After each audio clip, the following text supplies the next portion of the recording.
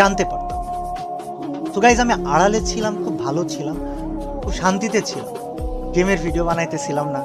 একটা সময় ছিল ভিউজের জন্য যা খুশি তাই করতেছিলাম, এটা ক্রেজ পাইতেছিলাম, ফেম পাইতেছিলাম, সাবস্ক্রাইবার্স পাইতেছিলাম, টাকা ইনকাম হচ্ছিল। তোমরা একটা বিষয় কি জানো, হয়তো বা এগুলো আমি আর করবো না। মানে কিছু পরিবর্তন, কিছু চেঞ্জ, কিছু জিনিস আছে, এগুলো না বলাই থাক। পরিকল্পনা আমি কাউকে বলবো না, শুধু আল্লাহ জানে আর আমি জানি। তবে তোমরা হয়তো এক সময় দেখতে পারবা। বাট আমি না কিছুদিন আছি, এগুলো সমাধান করতে হবে।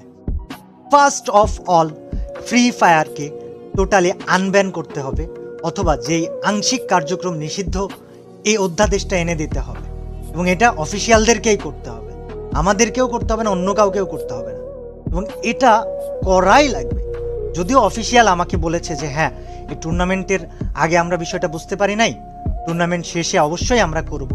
বাট এই ভিডিওটা বানানোর উদ্দেশ্য হচ্ছে, যদি এই টুর্নামেন্টে যে আজকে শেষ হয়ে গেল, এই যে বাচ্চাগুলো আরএইচকেরা ওরা চ্যাম্পিয়ন্স হলো, এই যে আরও অনেকজনের স্বপ্ন ছিল, এই যে এত কিছু, এর নেক্সট কার্যক্রম চালু হওয়ার আগে আমি ব্যক্তিগতভাবে ফ্রি ফায়ার আনব্যানের অধ্যাদেশ বা আংশিক কার্যক্রম চলমানের অধ্যাদেশ বা কোনো একটা অধ্যাদেশ পেতে চাই।